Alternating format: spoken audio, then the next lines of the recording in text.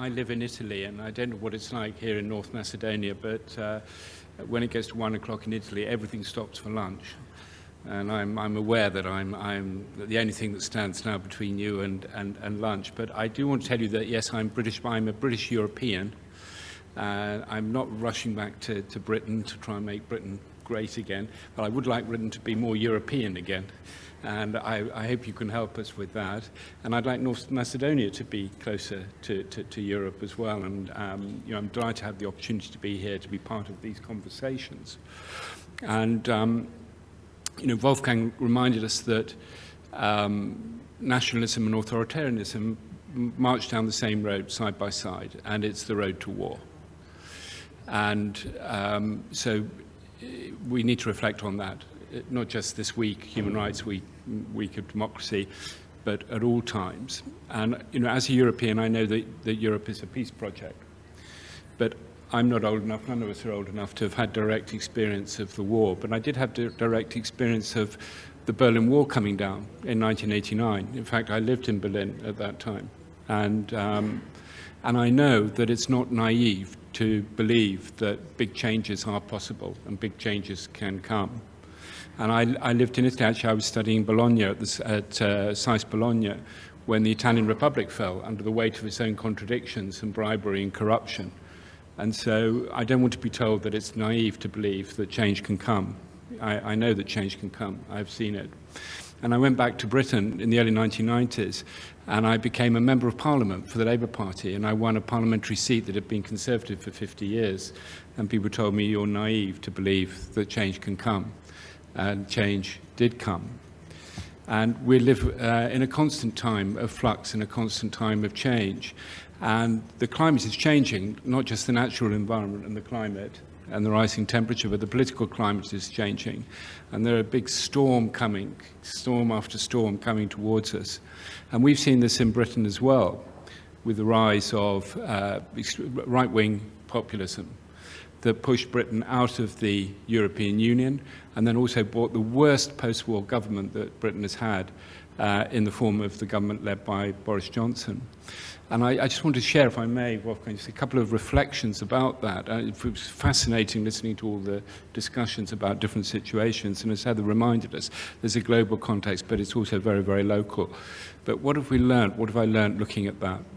I think the first lesson would be that when you look at these right-wing populists like Nigel Farage and Boris Johnson and so on, is we shouldn't have any illusions about them. We shouldn't have the illusion that they really want what they say they want.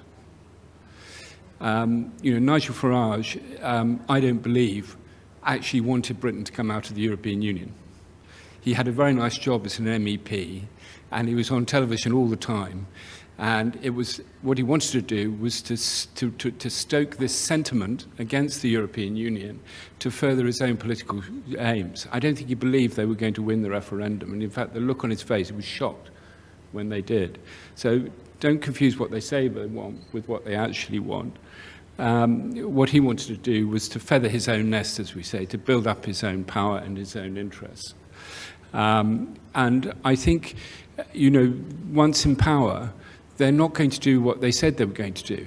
Yeah? It's one thing to win the election, it's another thing to be in power. Boris Johnson won the election on a big majority. He was Prime Minister with a small majority, and then he had a big majority on a ticket that was lowering taxes as a share of government income, reducing migration, yeah? And, you know, none of these things happened while he was Prime Minister. Migration doubled in Britain during the time of the British. It went from 600,000 a year, which was very high, to 1.2 million, which was completely unprecedented. And yet he'd won the election on the basis of an anti-migration ticket. Government spending as a share of national income went up, it didn't go down. And they made a total mess, as we know, of COVID and so on. So, you know, what is it that they're not ideologically committed to what they say they're going to be. This is a trick that they play to raise the feeling and to get them into power. So you have to think, what is it they actually want? And a lot of the time what they want is to use power to their own personal advantage. So you're going to see corruption, you're going to see crime, and so on, as a result of these populists coming into power. And I think the other thing to say about it is don't confuse the voters with the leaders. I think on the whole, looking at other parts of Europe, I live in Italy now, I think the right-wing leaders are often they are committed. Some of them are committed. Some of them do believe what they say. And they are very right-wing. And they come from a kind of heritage and a legacy that in some cases is very authoritarian, even fascist. They can dress themselves up in a different way. They can speak a different language. They can try to pull off the trick of normalizing the idea that you've got extremist right-wing leaders in power. So you say, well, she's not so bad, she sounds nice, and so on. I even have some of my former, I'm in a WhatsApp group with some of my former friends from Johns Hopkins Bologna from 30 years ago, saying, you know, the Prime Minister of Italy, she's not so bad, you know, and I was thinking, all that money spent on liberal education, they can't see a right-wing populist leader where they got it in front of them. It's easy to think that because of the language people use, because there's an agenda which is to normalize this, to make us think that it's normal to have extreme right-wing people in power. It's not normal. It's not normal at all. It's dangerous. But I think one shouldn't confuse that with saying that all the people who vote for these parties are extreme right-wing populists. They're not. You know, and often the left and the centre, you react by saying, oh, they're all fascists, they're all right-wing, they're all extremists. Not necessarily the voters. The question we have to ask is not have, you know, nearly 18% of this world.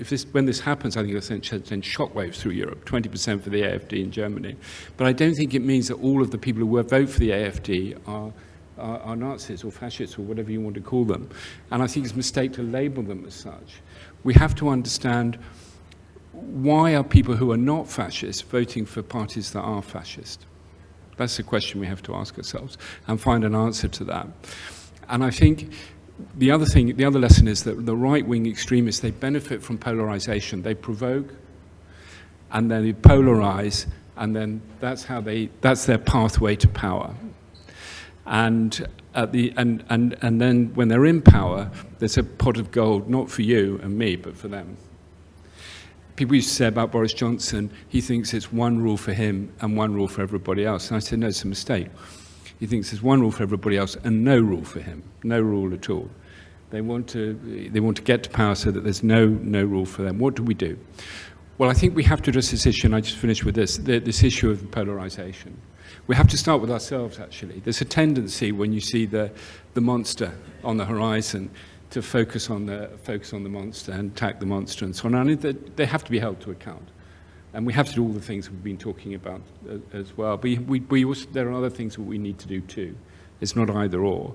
And there's a lot that we need to do about ourselves as Democrats, committed Democrats. You know, the new vision for Europe has to be a vision that is going to be not just a peace project, but also a Europe that is a safe space for democracy and human rights.